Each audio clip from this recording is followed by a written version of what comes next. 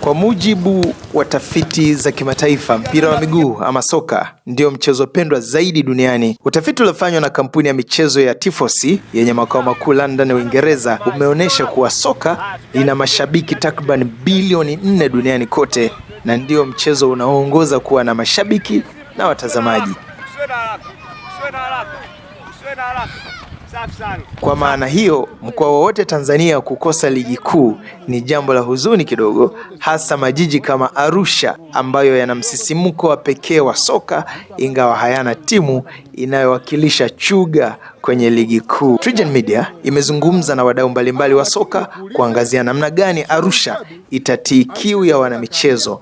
Moja ya hoja kubwa inayojitokeza ni umuhimu wa uwekezaji wa muda mrefu katika programu za vijana ama grassroots programs ili kuandaa wachezaji wenye vipaji na kuhakikisha Arusha inapata timu ya kudumu kwenye ligi kuu. Na Abel Mtweve ni meneja kutoka Future Stars Academy. Research zinaonyesha kuwa football ni mchezo ambao pendwa sana duniani. Lakini vile vile ni mchezo ambao unatakiwa kuwa na investment kubwa. Na investment maana yake lazima uwekeze. Huwezi kwenda benki kuchukua hela kama hujaweka. Na tunawekeza wapi? Kuanzia kwenye grassroots ya programs tunasema. Grassroots programs ni zile programs ambazo zinaanzia kutoka chini kabisa, ambao tumesema sisi Future Stars tunaanzia miaka 5. Kwa ukiangalia development ya mpira kuanzia miaka 5 mpaka miaka 15 ambao ni preparation stage ni zaidi ya miaka 10.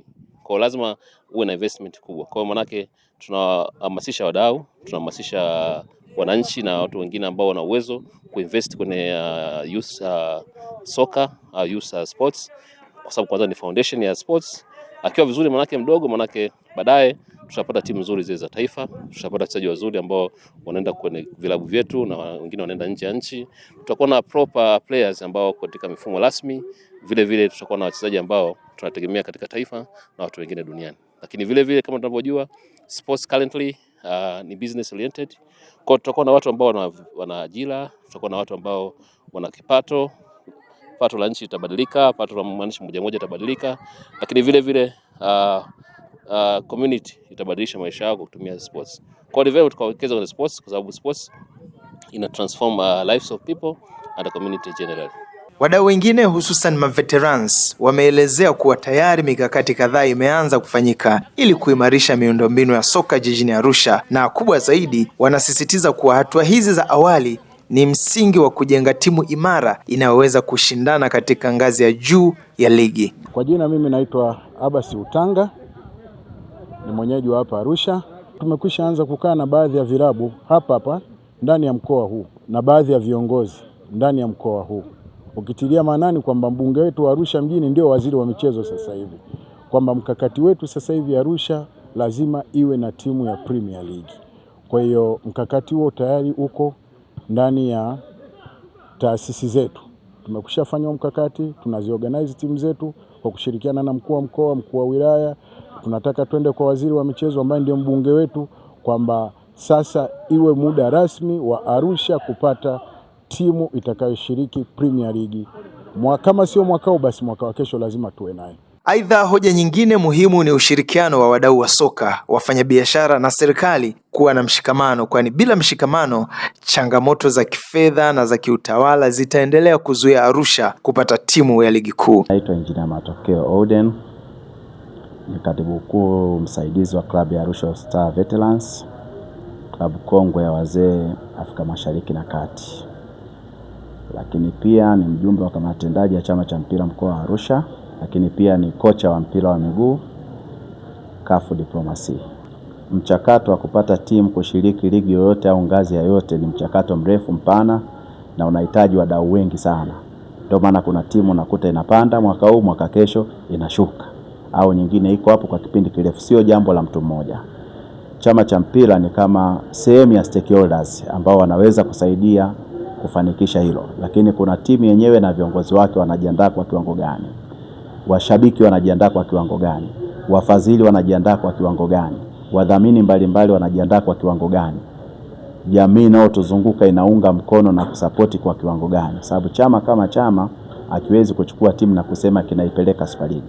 Chama kina facilitate miundombinu na taratibu zote kuhakikisha michezo inakuwa ndani ya wilaya husika, ndani ya mkoa husika. Ndio maana hata timu ya taifa kuna wakati inafungwa, huwezi kuilaumu TFF. TFF ina facilitate michezo, inasimamia michezo.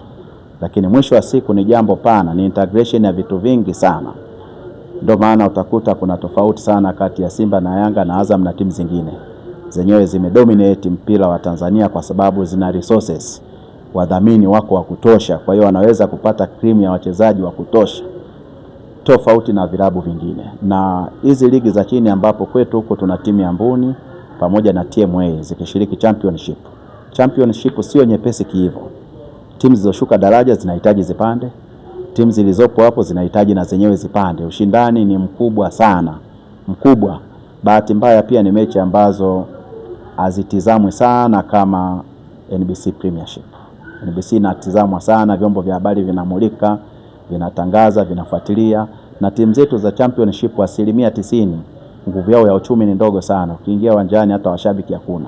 Kwa motivation ya hizi timu kupanda inahitaji jamii yote kwa ujumla wake, chama cha mpira, wachezaji wenyewe, wamiliki wa timu, wadau mbalimbali, wadhamini. Mhandisi Matokeo pia anaona wamiliki wa timu wana nafasi kubwa ya kuwezesha swala hili. Huwezi kusema mtu mmoja ni muunganishi, lakini wamiliki wa timu ni wa kwanza, na kila timu ukumbuke ina mipango yake. Kila timu ina mipango yake. Kwa mfano, kuna wakati kule Uingereza Arsenal kazi yake ilikuwa kuzalisha wachezaji na kuuza.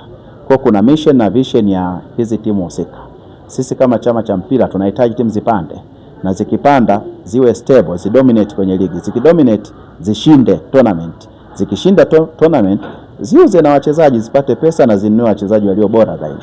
Swali kubwa ambalo tunajiuliza ni je, Tanzania ina vipaji vya kutosha vya kufanya angalau kila mkoa uwe na timu ligi kuu? Mkurugenzi na mwanzilishi wa kituo cha michezo cha Future Stars, Alfred Itaeli, anazungumza na TriGen Media. Tanzania kuna vipaji vingi. Tumebarikiwa kuwa na vijana wasichana wenye kipaji. Tatizo au changamoto ni ule jinsi ya kuviendeleza. Kuna elimu ambazo watu wengi hawana. Watu wengi wanajitolea, ambao ni kitu cha muhimu hasa kwenye upande wa grassroots, lakini kupata ile misingi na njia sahihi za kumwendeleza vijana ni vitu ambavyo wakati mwingine havina uwiano. Kingine ni changamoto, ndio kuna vilabu, lakini kwa upande wangu vilabu pia wanahitaji kuwa na mahusiano mazuri na hivi vituo academy, ili kusaidia kuunganisha kutoka kwenye development kwenda kwenye vijana ambao wanataka kwenda professional. Kwa ujumla, maoni ya wadau yanaonyesha kuwa Arusha ina kiu kubwa ya soka na msisimuko wa mashabiki, lakini mafanikio ya kupata timu ya ligi kuu yatategemea uwekezaji wa kimkakati, mikakati ya muda mrefu na mshikamano wa wadau wote, na itakuwa ni safari inayohitaji subira, juhudi na mashirikiano ya dhati.